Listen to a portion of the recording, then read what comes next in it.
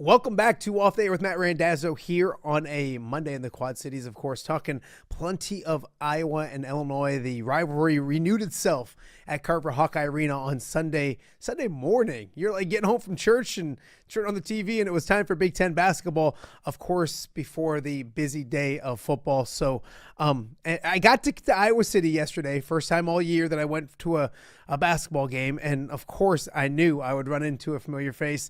And there's Jim Mattson all the way up from Peoria covering first and foremost the Illini, but also a little Cooper Koch as well from your neck of the woods. First and foremost, Happy New Year, my friend. How are you? Well, Happy New Year. Yeah, I like the 11 a.m. starts. I'm up early and gets me done early. So I don't mind the 11 a.m. starts. And it was fun to be in Iowa City. It was fun to see kind of a loud crowd. It was a fun environment. I just wish, with this 18-team Big Ten, we're going to so rarely get two Illinois-Iowa games. And I wasn't going to miss out on, not going to any. So I was excited to get over to Iowa and see the Illini and the Hawkeyes. Yeah, and we love it because, and this isn't your first trip to Iowa City and covering it for a long time. I would always see at the Iowa-Illinois games as well. We'll talk about Coop in a second. You mentioned the environment, and as an Iowa fan, I sit there and it's full, it's energetic.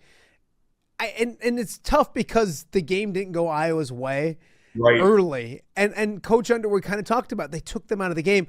Iowa fans seem to cheer loudly when something good happens instead of helping their team in order so something good happens, if that makes any sense. They're more reactionary. Your thoughts, I guess, my long question to you, your thoughts on Carver Hawkeye, because it looked different yesterday than it had in the last couple of years, which is a good thing for the Iowa Hawkeyes.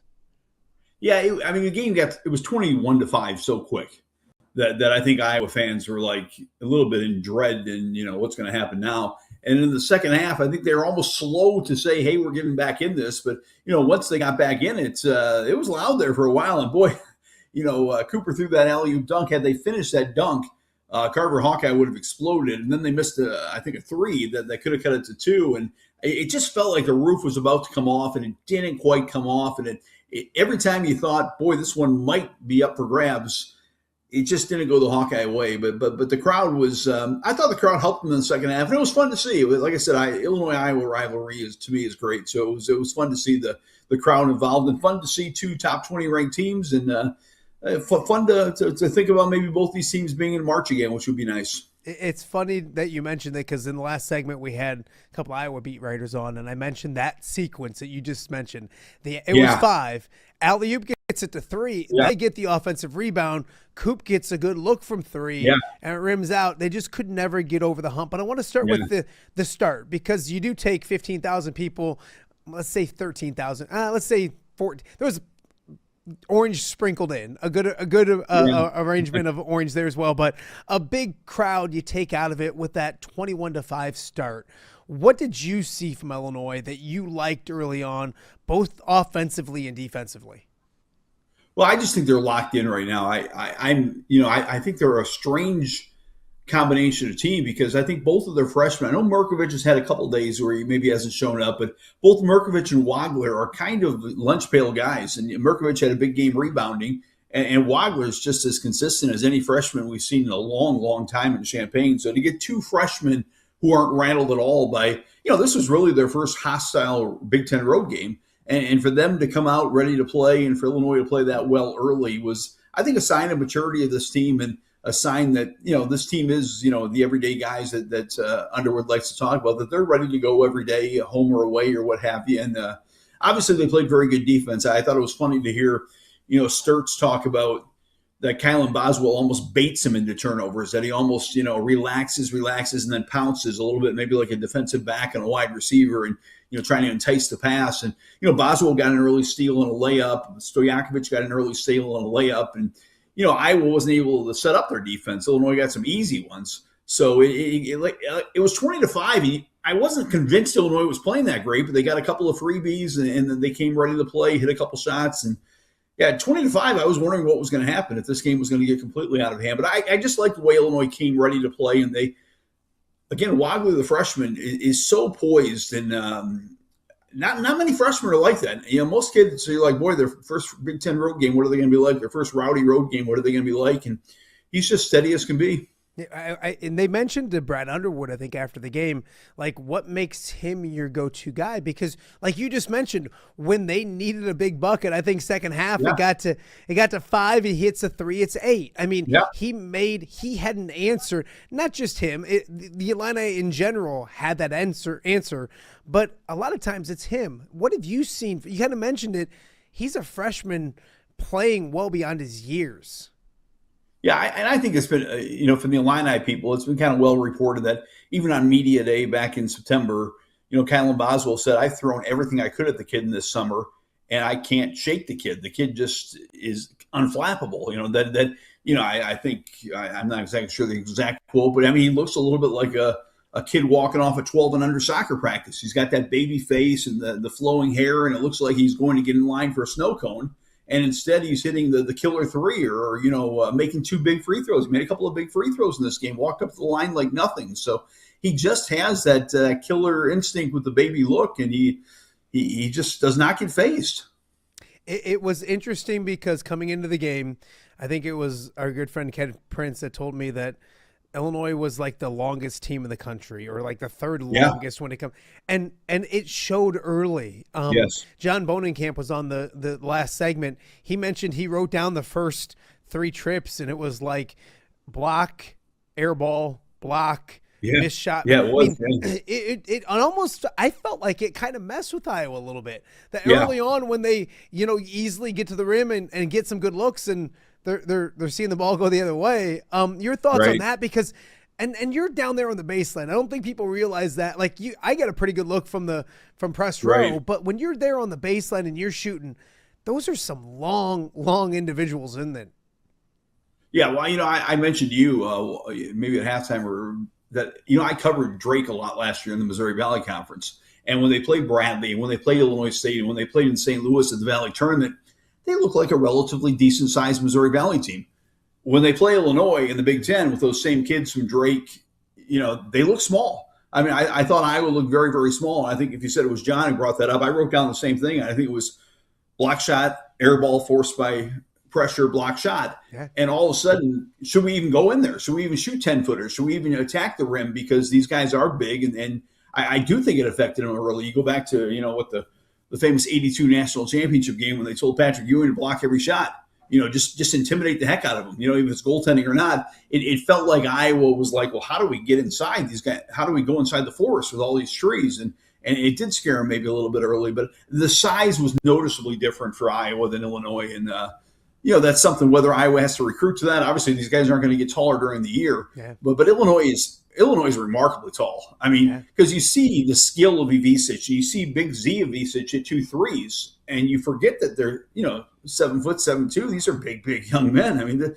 Illinois is even Merkovich was going up against Cooper Koch a lot. Yeah. And Cooper's a redshirt freshman and Merkovich's a freshman, but one's a grown man. Yeah. Merkovich is a grown man, and Cooper you think needs more strength, needs time to grow, But Illinois is just a very, very big team and a very long team, like you pointed out. And that does affect things on both sides of the court. I mean, a couple times even Ivisic would get a rebound, and there would be 3 Hawkeyes trying to get that rebound. And I don't think it was a lack of fight or a lack of boxing out. It was just one guy's 4 inches taller. No, absolutely. Jim Mattson joining us right now and off the air with Matt Randazzo. Made the trip up from Peoria to Iowa City yesterday to check on the Hawkeyes and the Illini. When I look at this game, and there's reasons Illinois won, reasons Iowa lost. Iowa can point to. And first, I kind of want to start with something else. Bennett Sturts. I think if you talk to a lot of people going into the game, there were the thought process of if Iowa wins, Bennett's got to play well because he's the best player on the floor. He's the best player on the floor. He's the preseason All-American. Did Illinois kind of take offense to that? Do you feel like they feel they have just as talented guys? I felt like from the outside looking in a little bit that it annoyed them that Bennett Sturts was just crowned the best player on the court yesterday going in. Thoughts? Well, I think Boswell just loves that. I mean, I think he just loves the challenge. I think he loves challenge of guarding anyone. But when one guy is, maybe a first-round draft pick, one guy is maybe all Big Ten, maybe a Big Ten Player of the Year candidate, I think Boswell just eats that up. He is such a competitive guy. So I think Boswell and Illinois, they did it a little bit in the game against Rutgers. They took away their number 3, went 3 for 10 in that game. I think they love taking that first guy off the scouting report and saying, that guy's not beating us. And, earlier in the year, Sanford for Nebraska and Thornton for Ohio State had the huge games against Illinois. But I think Boswell in particular really, he likes to be considered one of the best defensive guys in the Big Ten, and he liked that challenge of. He said that Underwood kind of hyped him all week. Are you going to be able to stop this guy? Are you going to be able to stop Sturtz? Well, hopefully we can stop Sturtz. More or less, kind of egging him on that. I'm not sure you can stop him, Kylan, and Kylan I think loves that. No, I would agree. What I was alluding to earlier, this game, there's reasons Iowa lost. There's reasons Illinois won. Give Illinois credit. There's reasons Iowa can't get off to that start. If you start listing reasons why Iowa lost, it's, the start. There's maybe an illness going around. Bennett Sturtz didn't play well. Illinois did play well. They didn't make shots. I don't think the referees changed the outcome of this game at all. But there, of course, they're going to be talked about. What was your thoughts on a Big Ten game? There was only 10 at one point. There was 80 seconds left to go in the second half. There was only 10 fouls called total in the second half. Only 3 on Iowa. Your thoughts on the officiating? I was surprised because as an Iowa fan, it's surprising that they don't get calls at home. It's just crazy. Yeah. Usually you have to fight through that. And then I go online and there's Illinois fans complaining. And I was like, which of the 3 calls are you complaining about? Because you only had So anyways, your thought, I don't think it had a big deal, but you're there. And I emphasize this. You're there sitting on the baseline. You've been to so many games. Did it seem different? Or did you look up at the scoreboard and were like, oh, there wasn't been a lot of fouls? Did you feel something during the game that was a little different?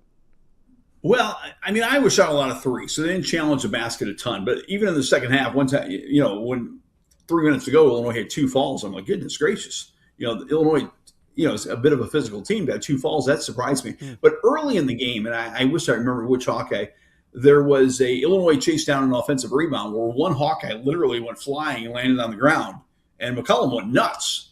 And the referee was like, "That's enough, Ben. That's enough, Ben." And I was like, okay, they're going to let them play. They're going to let them play physical. They're going to let them play very, very aggressive, more or less saying, hey, this is the Big Ten, Ben. We're going to play that way.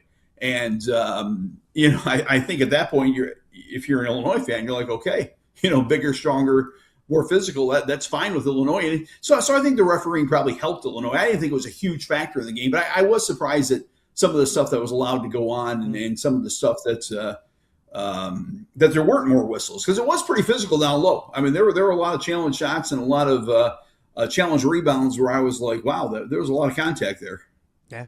No, and it's funny you mentioned it too, because I don't know if the former Iowa coach makes it through some of those games. And that's one thing as Iowa fans, as Iowa fans are getting used to Ben and a lot you like and all that kind of things. I think Ben's getting used to the Big Ten officiating. And honestly, when you're Fran McCaffrey and you've been doing it for as long as you have, or you're Brad Underwood, or you can list the Matt Painters and all those people, Fred Hoibergs, like Ben's got to establish some type of rapport on how far you can go and not go. So I do think he's kind of feeling that out as well. I want to talk a little bit about Illinois big picture before I let you get out of here.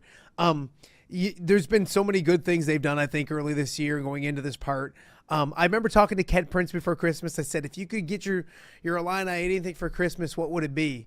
And he's like, defense. And he's still worried about toughness and defense. I thought yesterday was a good example of toughness and defense, that it might be okay. Where are you at with this team? Where is this? Is this it's talented enough to do something special, but is it tough enough? Where are you at and where you think this team can go? Well, I think there's teams Illinois can defend tremendously with their size. And I think Iowa might be one of them, Rutgers, Penn State. I still think the uber quick teams, like even Nebraska with their guards gave Illinois fits with their quickness. I still think there's going to be Alabama with their guards. I still think there's going to be teams with their quick guards and their quick wings that maybe are going to test Illinois' defense. But when Illinois does not face an uber athletic team, their size, their length, their rebounding, and afterwards Underwood talked about, the Nebraska game got to be a bit of a layup drill where Nebraska was just driving to the basket and getting layups or kicking out for open threes. And he basically said, we just can't give up layups. I mean, some teams are going to hit threes, some teams are going to hit contested threes, but we can't give up layups. And they have really taken that away in the last 4 or 5 games. They have not allowed teams to get almost any easy baskets. They might make some relatively easy threes, which I'm sure Underwood doesn't like either, but they're not getting, gimme baskets. And the other thing is they're cutting down a little bit on the breakaway turnovers when you're just throwing the ball away and giving up easy baskets. So that certainly helps with their defensive numbers. But I still think there are going to be teams that pressure the ball and get steals and pressure Illinois with their quickness. That I know the metrics say Illinois' defense has got remarkably better, but I think some of that's been they've had 4 or 5 really good matchups for their. I don't think Illinois. I'd say they probably have a lack of foot speed. I mean, Boswell's quick, and Wagler's probably deceptively quick, especially with his length. But I still think there are going to be some teams that give them a lot of fits with their quickness. No, I would agree. But I do think it's another talented basketball team. It's amazing. I started re-educating myself with what did this team look like last year? And then when you think of the players that left to the draft and the Will Rileys, and he does a really good job of roster construction, if that's a thing, every single year. Amazing, we started with Cooper Koch. I want to finish with that because and you've done it way longer than I did, but it's always fun to watch a player that you cover in the high school level and got to know at the next level and how they mature and all those kind of things. And there's some a good example for me, and Nicholas Bear is probably going to be on the show tomorrow, is a Nicholas Bear at Bettendorf, and then watching his game mature at Iowa. I didn't watch Cooper nearly as much as you did, but coming out of high school, I thought of him as a shooter, and he shot it well yesterday. But he seems to be, especially this year for Iowa, doing more of everything, rebounding. His defense is a different level.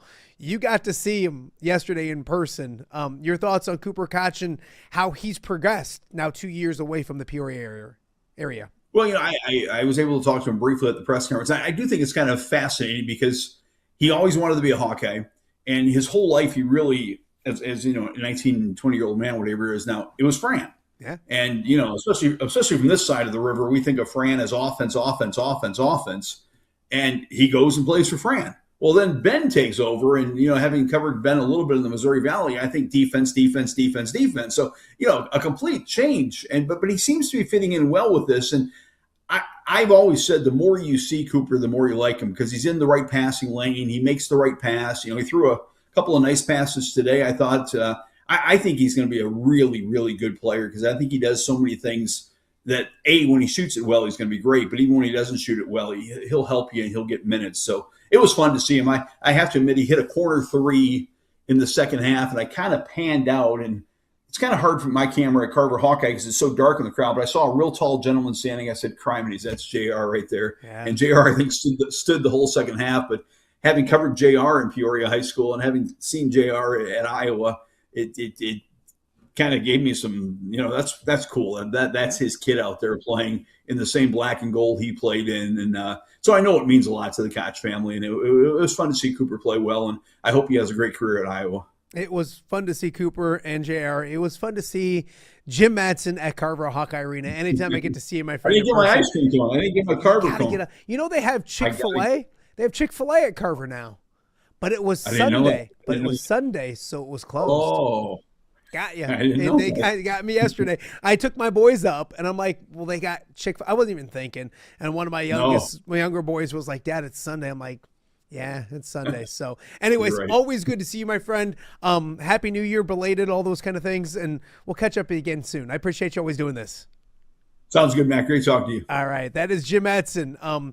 Up in Iowa City yesterday, the Illinois perspective of the Iowa-Illinois game. It was a good game. And it was, if you take away that 21-5 start, that's just too big. You can't give Illinois a 16-point lead and then try to get back. And Iowa tried several times, couldn't quite get over the hump. And fascinating Illinois team and what they're going to do this year and how they've been constructed, I should say, and where they'll go from here. We got more to get to. You're watching OTA on a Monday. We'll be right back. Give me the keys. Learning to drive can be stressful for both the student and, yes, the parent as well. Relax. There's an easy way to avoid the stress. Skiles Driving School in East Moline has been helping new drivers hit the road with confidence for over 20 years. Whether you're a teen earning your first license or an adult looking for behind-the-wheel training, we've got you covered. Their certified instructors are patient, experienced, and use modern vehicles equipped for safety and comfort. From classroom instruction to real-world driving, we make learning safe, affordable, and even fun. Call 309-278-0098 or visit skylesdriving.com. Skiles Driving School. Get in, buckle up, drive your future forward.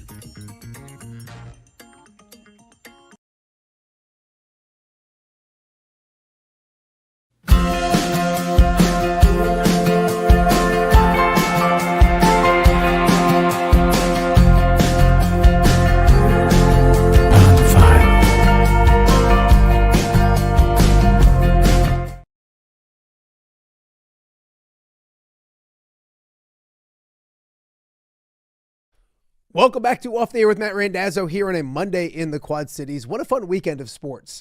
Rivalries all over the place with Bears, Packers, and craziness on Saturday night.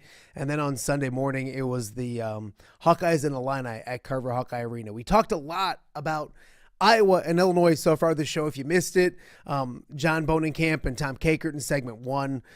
In segment 2, my good friend Jim Mattson from the Peoria area that came up to cover the Iowa game at Carver Hawkeye, Iowa-Illinois game.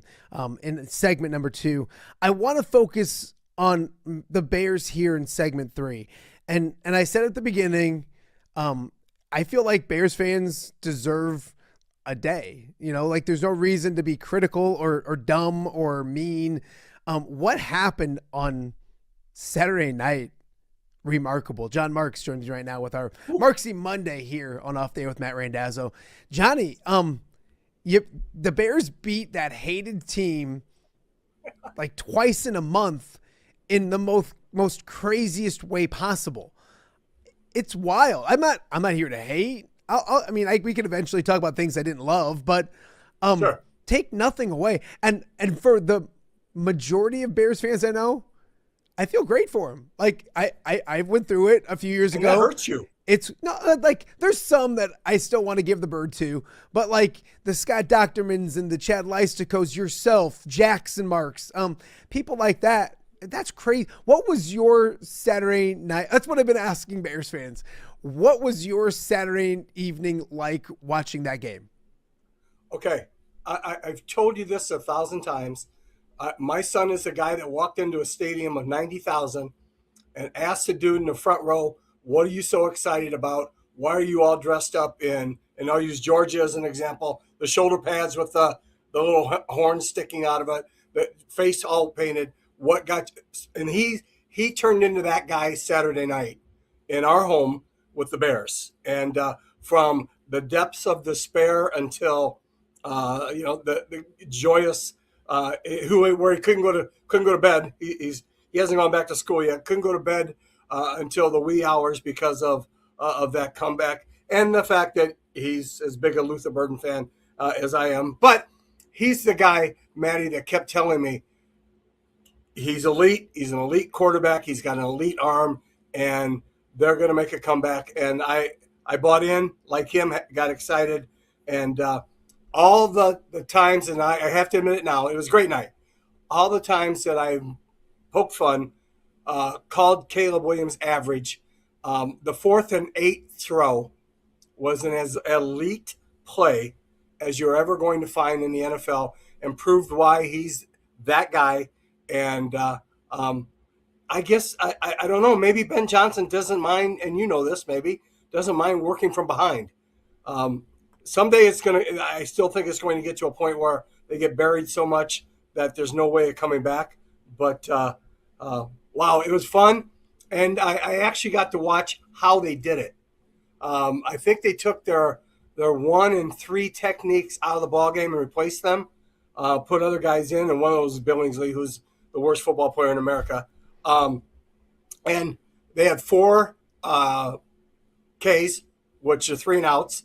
Whoever thought the Bears defense would have 4 3 and outs and a half?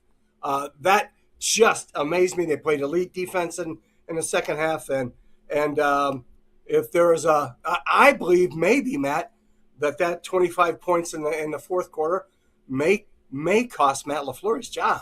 Yeah, I'm surprised we're sitting here now on a Monday morning and not talking about like that. And I think you look big picture, and we'll get into it in a second. It was, in my opinion, more almost of what the Packers didn't do than what. I mean, it took a lot of help, and they got the help, and that's besides the point. I told Bears fans, like, and I did, like, when the Lions won playoffs games the last couple of years, or when they won their first one 2 years ago in like 30 years or whatever it was, I just sat there and watched it over and over again the weekend. I would never watch the first half again, but no. I would watch the second half over and over and over again. And so I didn't argue. There was maybe a Bears fan that I argued or two a little bit with on Saturday night about a few different things, but nothing like enjoy the heck out of it, all of those kind of things. Johnny, the number that just boggles my mind, and this is not a bash at the Bears. The Bears are 3-3 this season. So they've won 3 games in which they've been 10 points or more down in the final 5 minutes of the game. They're 3-3 on the season when they've been down like that. The rest of the NFL, 3-158. It's amazing what happens. And you mentioned the punting. I watched all of the Bears-Niners game, and I should do the research before I come on air and talk about this, but I'm almost positive the Niners never punted against the Bears. They got the pick six. They threw a pick six, and they scored 42 points. I'm almost positive they didn't punt the football on Sunday Night Football that a couple weeks ago. I watched all the Bears-Lions game. The Lions punted twice. Other than that, they moved the ball up and down the field and didn't. And then in the first half, the Packers never punted. So in 10 quarters of football, I believe the Bears defense had forced 2 punts in 10 quarters. And then the Packers opened up the third quarter, punt, punt, punt, punt. Like the chances of that happening in my mind at halftime were wild. What and yes, you mentioned the tweaking that the Bears did, but the Packers play calling was awful. They felt like goodness. They just. So is it a little bit of both, or is it both. Shame on you, Mike LaFleur, for thinking that 21 points was going to be enough against that team at home? The other part of that is, Matty, and these are NFL guys, so I need to shut my mouth because they know far more than I do. 74% of their plays in the second half were passes. Did Josh Jacobs quit? Did he stay in the locker room at halftime? I would have run the football. If I'm going to go 4 or 3 and out, I'm going to run the football. Yeah, I'm going to run the football regardless. The greatest play of football last night was option. That in the last game on TV last night. So Patriots Chargers. Yes, Drake May ran option for a first down that was. I had to stand up and holler because it was the way the game should be played at every level. So that's me being old. The other part of it is how do you not make that adjustment? And again, this is one of the things that will go into Matt LaFleur's job review in whatever comes about today is, and I know you're the play caller, and I know you're a genius, but why on earth did you not burn if you burn in those 4 possessions, if you burn 30 seconds, 40 seconds, and every rep is 40, every play is 40 seconds, there's the game's over. Yeah. The Bears are out of time. So, and they don't score with a minute 38. So, it was not, and God, I apologize to somebody who's a whole lot smarter than I'll ever be football play calling. But again, that was not good. You run the football. You see where you are at the end of the third quarter if you have to throw it. But if you're up like that, a 21-3 at half, excuse me, Matty, you run the football until they stop you, and then you evaluate. Yeah, I look at it in a similar way. But I have 21 points in halftime, and they haven't stopped me. And you missed a field goal. They should have scored 42. I don't understand what changed in this. And they didn't look like they pushed the ball downfield very much. They were throwing, but they were throwing underneath stuff. And it just looked different, obviously, to me. And you give that team a little bit of life with the season they're having and everything like that. I had a Chicago sports fan say to me, that was the greatest win in Chicago sports history. Now, Whoa. hold on. He probably had a few soda pops too many that night. Okay. It was Saturday night, Fine. and a lot of Bears fans did. And I understand and my argument was like, you never watched Game 7 of the World Series for the Cubs in 2016. There you go. Or how about the 6 championships that the Bulls won under Michael Jordan? So I understand, but like what he responded with the baseball thing with, it's 66% of the town is the Cub fans, and he's a Sox fan, and there's 33% that are Sox fans. I thought that was cute because it's nowhere near that percentage. It's more like, and I respect that, but it's not 33% Sox fans. No offense, Sox fans, but that's not how much of the town you have. But anyways, so I dumbed it up for our poll question today. okay. Where does that game rank Okay. in Bears? Now remember, Bears and I remember the Super Bowl. I was 6. I remember it. I remember watching it. But if you're 40 or younger, I don't know if there's a better win in Bears history than that game. Am I crazy? The 2006 NFC Championship game. If you're talking the Super Bowl, that was the greatest. The Bears against the Rams and Singletary lighting up Eric Dickerson. Down the stretch, Dieter Brock only throwing for 57 yards, and it starting to snow in the fourth quarter that day on the lakefront. Excuse me. That might have been one of those moments. But, if you're a young person who's dealt with frustration, and I have one of those in my house, the Bears have, other than the Matt Nagy, Mitchell Trubisky 1 year thing, that might have been, without knowing firsthand what you and I have experienced with Jim McMahon and Walter Payton, et cetera, that might have been. And the person who told you who might have enjoyed a couple adult beverages isn't really too far off. That ranks in the top 5. Yeah. And because it's that team. Their lives, not ours. It's that team. You know what I mean? They did it against the Packers and that team. Absolutely. And Tom Kakert asked me earlier in the show as a football fan. I corrected him. I'm a football genius. But as a football fan, was I offended by like Ben Johnson saying F the Packers? Absolutely not. Like there's some Bears fans, Packers fans, whatever. That's those guys. That's that team. That's rivalry sports. You know what I mean? Like if you're and Ben Johnson. Okay, so Ben Johnson, and I already am on that train that he's a good head coach. I'm not yet on Caleb. We'll talk about it in a second. But Caleb's going to be the quarterback in Chicago for 10 years. Like that game right there, there's no longer a discussion about will Caleb Williams be the future quarterback of the Bears. We talked earlier in the season. You didn't know Tyson Bagent, all that kind of stuff. That game cemented those 2 games, the throw in overtime against the Packers to win it. And then that second half, fourth quarter, that cements him, whether you like it or not, whether it turns out good or not, he's your quarterback for the next 10 years. Am I crazy? I never commit 10. That's a really large number in the NFL. 6. Yeah, 5. Yeah, great. That's a great point. At least he's going to get an opportunity, whether no matter what happens, is to go into next year as the guy. Now, one of the things that still haunts me, Matty, and maybe I'm incorrect. I don't know. He was still 50% throwing the football, correct? He was 19 of 40 at one point. He was bad in the first half. He was a bad quarterback. Okay. So you have to, in the NFL, in today's NFL, you have to be able to take that to 58 to 65. And not everybody's going to be Drake Man and complete 72% of your passes.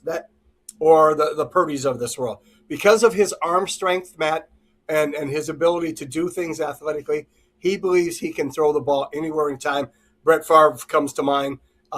Caleb Williams believes he has that kind of ability, and I respect it, and he does.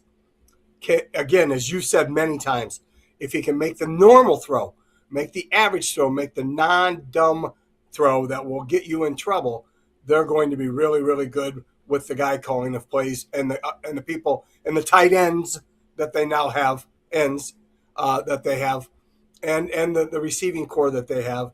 Anytime you see a young and please excuse the expression, there's no such thing, young quarterback exploiting their tight end for 100 yards and receiving yardage, you're doing the right thing. You're taking every opportunity. That's your safety net in the game, and you know that.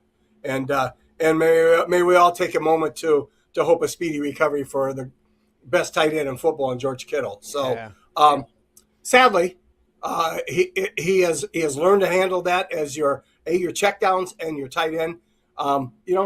You can't go for the money ball every shot, but again, I'd like to see the passing percentage rise, but you certainly can't argue with the final score. Yeah. John Marx joining us with Marxy Monday right now and Off the Air with Matt Randazzo. I'm trying to avoid the Caleb debate because it's bad for me on a Monday after that to try to be the guy that's not sold yet. But I don't have to be sold because as a rival fan, maybe it's a good thing if it's sold and it goes my way. But with that being said, like Johnny, so the Bears had Justin Fields and Bears fans loved him. And I'm not he's a better quarterback than Justin Fields. I'm not trying to say that. Justin's going to be a backup for the rest of his career, so I'm not. But I remember watching Justin Fields and going when he was with the Bears, and it was he was iffy throwing the football when it came to completion percentage, all the same things you just kind of talked about with Caleb, making the easy throw, but he had a superpower. And that superpower was his mobility and being able to do things with his legs that other quarterbacks couldn't do. So that's what was always weird with Justin Fields is like, he's probably not the quarterback that you're used to, but he has that superpower that nobody has. For me, Caleb's a little similar where you watch him for 2 quarters and 3 quarters and it's like, it doesn't look very good. He was 19 of 40. I mean, he hasn't looked good in the last 6 quarters. There's several games this year. I'm not trying to be, there's games that it shows, but there's several games that doesn't look good. But his superpower is playing off script and making plays like he made happen. Is that a crazy analogy? And doesn't the rest of it has to catch up eventually because you can't survive like this in the NFL for very long, right? You're correct. And the other part of it is one of the superpowers Caleb Williams has. He's just as elite running the ball as Justin Fields was. It wasn't read option. That's just the difference. He can make plays with his feet, get outside the pocket, make that throw that Justin Fields could not make off his left foot, sure. Over under into coverage on 4th and 8. You wanted Justin Fields to run when he escaped. Yes. Caleb, you as an opponent, you want him to run because Absolutely. The first option is going to be him making an off-balance crazy throw that's going to go for 25 yards and you're going to get pissed off. So, okay, go ahead. I completely agree. But he's also 5'4", 6, and or 6'3". He's also going to take that shot. Who's that? Caleb Williams is 6'1". 6'1". He's a little guy. He's a little. He's going to take that. He's bigger than Justin Fields. He's going to take that shot. I'm going to be quiet. But I have a good joke, but I can't say it because I might get. He's also elite at throwing the football. Justin Fields was not. There's the difference. But he can also make that play with his legs that Justin Fields made. He's that guy, Matty, though, that, again, if he learns to understand the offense early in the football game, and you keep telling me that the guy in charge is a genius, well, then that's going to get better as time.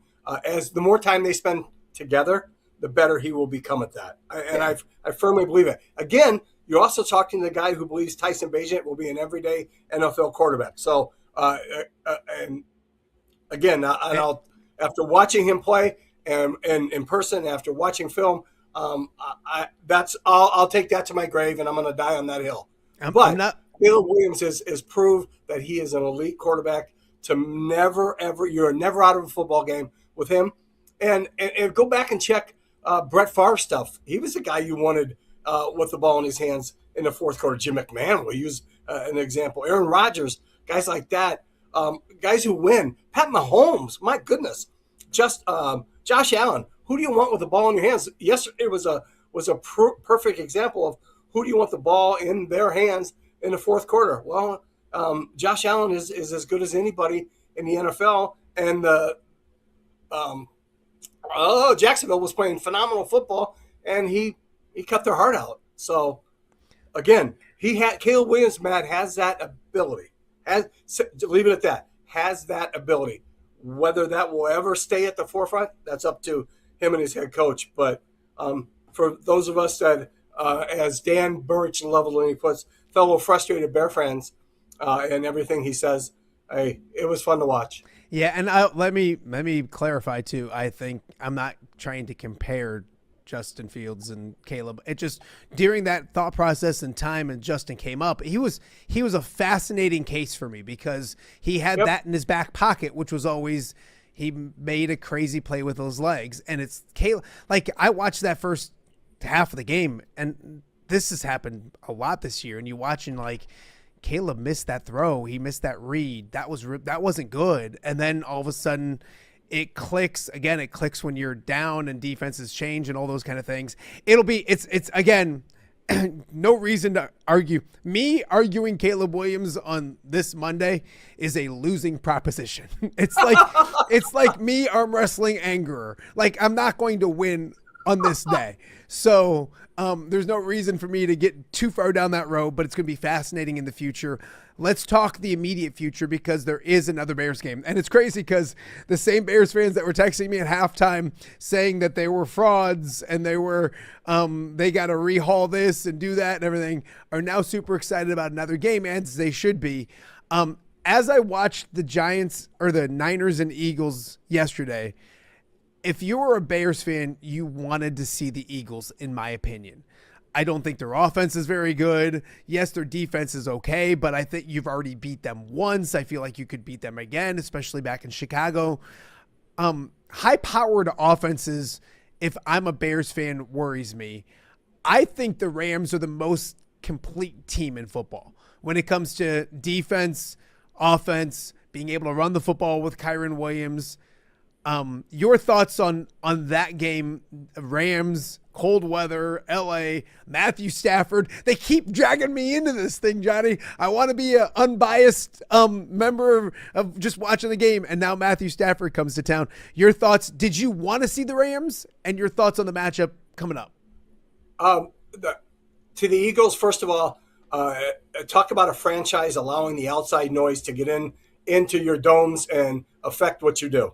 I thought what Nick Sirianni did with A.J. Brown was the best thing I've seen in football in eons. So Matthew Stafford and the Rams, I know the X-rays were negative on his finger, but you could tell the ball was not coming out in the second half as crisply as it does with a regular Matthew Stafford throw, and you know that as well as anybody who've watched it for 100 years. And now, that said, he still made – Matty, and I think the best team in football is the Seahawks. So to everything you said about they have a running game, they have a defense, etc., and no one gives Sam Darnold credit, and I think he's phenomenal. There's, to me, okay, but the Rams and Matthew Stafford, phenomenal. When they needed it most, no matter what was, I'm sure they shot his hand up at halftime. When they needed it most, did they have any pushback? Were there any incompletions in the last drive of them winning the football game? No. They moved the football 65 yards. Tight end makes a great play. He hits Nakua 7 times on that little skinny post, and then a couple bench routes. So they are as efficient as it comes, and they are a team that can do that in the fourth quarter, and I think that will give the Bears fits. So, again, anytime Matthew Stafford is across from you, can the Bears score against the Rams? Absolutely. But anytime there's that guy running that offense with that front, the Bears are going to have their hands full. It's funny. It's fun to break down like Bears games looking forward because everything most people said about the Bears-Packers game, you have to throw everything out the window. Like it's absolutely, this team figures out a way to, you can say that like that defense doesn't stop too many people and the Rams have a high powered offense. I love the coach. I think McVay's a really good coach. I think all of those things. And then you sit there and you go, but somehow, some way You got to put it's like you got to put a stake in the heart of the Bears, or they're going to continue to somehow come back. With that being said, I got to brag about my gambling. At halftime of that game, it's an 18-point game. I put money on plus 16.5 for the Bears. I felt like it was stealing. Like I'm like, yes, they're going to at least come back some. So I jumped that at on plus that 16.5 when they were down 18. Then who set that? Money line? Hey, Vegas, baby, the books. So then I also it was plus 1,100 for the Bears to win when they were down 18. Oh. So I sprinkled a little bit on that just to make sure that and then you watched that game and you knew Caleb Williams and the Bears had to throw it a lot. Like they were down 3 scores. So, you just watch the game. You have to be a genius to realize he's going to throw the ball to the big old tight end. So I took Loveland over in yards in the second half. Oh my God. Then I took DeAndre Swift had no receptions. So I took him once, hit that, took him again, hit it again. And then when the Bears got the ball back with down 3 with a minute, they were plus 200 to win. And I hopped on that as well. Oh. So as much as I loathe the Bears, bear down, baby. Bear down. I mean, hey, I could be bought. And maybe I'm wrong with whatever site. Hadn't FanDuel already given the Packers, hadn't they already moved on? And people were already taking Packers bets on for next Rams? week? I think you could do that either way. And then whichever one didn't have, you can do that right now. Like you could do, so let's say the Bears game's Sunday. Let's say the other game. So it'd be Seattle and the Niners. Let's say that's on Saturday. After Saturday's game, and let's say Seattle wins, they'll have Seattle versus the Bears, Seattle versus the Rams with lines for each of them. And then whichever one doesn't happen, that one will go away. You'll get refunded your money back. But no, there's no reason not to. Elsewhere in the NFL, anything else jump out to you that was I think Josh Allen and the Bills are still going to make the Super Bowl.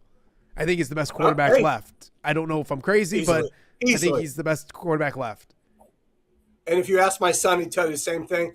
Again, I'll harken back to and Michael Strahan, great dude, made reference to this at halftime on not arguing with one of your best players.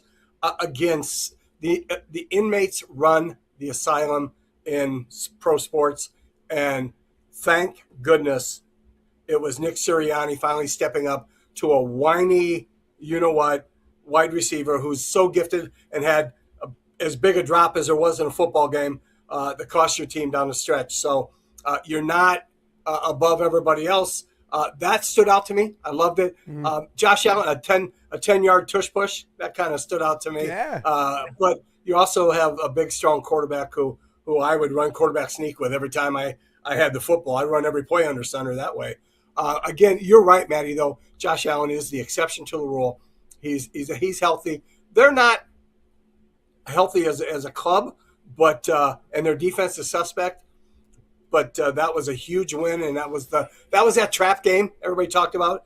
If you're a Bills fan, and I have somebody in my house who's a huge Bills fan on the other side, not as big as the Bears, but so take that. I think they're going to come out of that other side.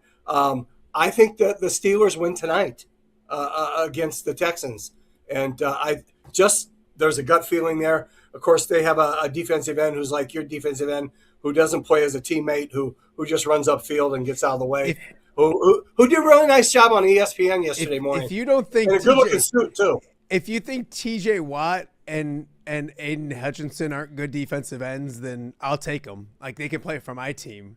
Like absolutely. Hey, and as good as the Bears look, I'll give you both Boses. And we'll overpay everybody, and they'll run upfield, and they'll run underneath. I thought Joey's the lesser of the two. I thought Joey played well made some good plays against for the Bills yesterday. I'll give you all 4. I was disappointed. I didn't look. And Espinosa too. Espinosa. When is the national championship game a week from today? Yes. Can we just give it to Indiana, or are we going to wait to do that? You got to play that. You got and there'll be times when Miami gets home, and you know what I mean by their defensive ends. Their 5 techniques are so good, and their linebackers. There'll be times where Mendoza will get hit, or a throw will be tardy because of it. But I don't know. That only keeps it in the 30s then, and I don't think Miami can score enough. But did you think? And you talk about gambling, Matty. If you wagered, let's say 5K 3 years ago, and burned it that in 2026 that Indiana would be a national champions in football, can you imagine it probably wouldn't have been a line to it. I have a friend that has Indiana to win the national championship early in the season, and it was still plus 3,300.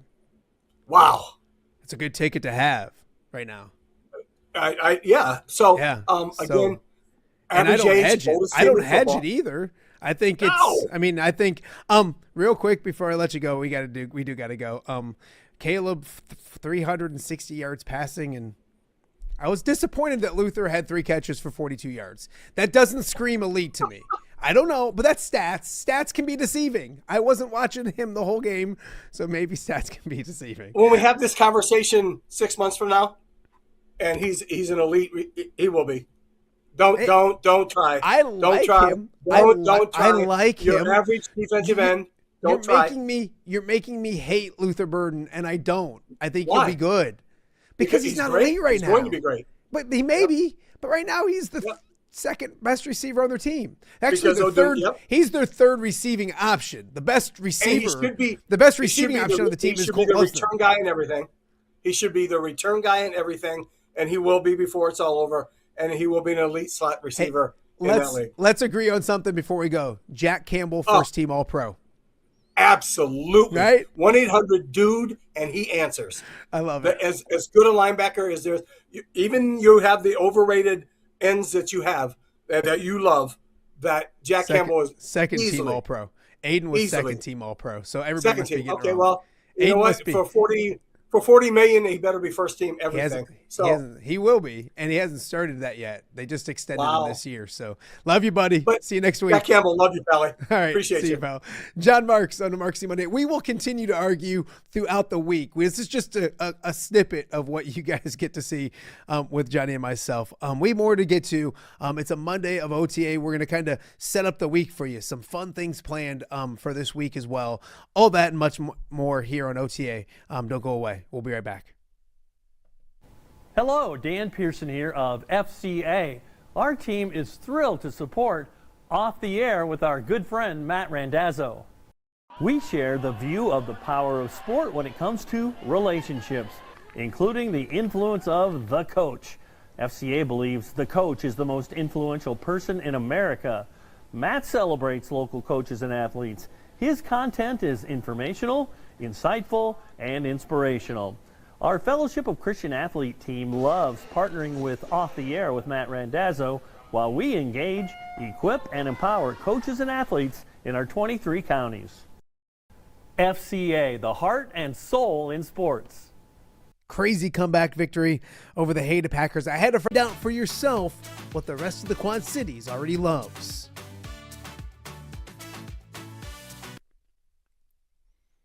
Welcome back to Off the Air with Matt Randazzo here on a Monday in the Quad Cities, Monday, January 12th. Thank you guys so much for joining us. It's been a busy show. We've had plenty to talk about from the past weekend. Iowa and Illinois going to the Illini 75-69. We broke it down on the Iowa side of things with John Bohnenkamp and Tom Kakert. Go back and check that out. Also talked about a good weekend when it came to the transfer portal and some Iowa Hawkeyes.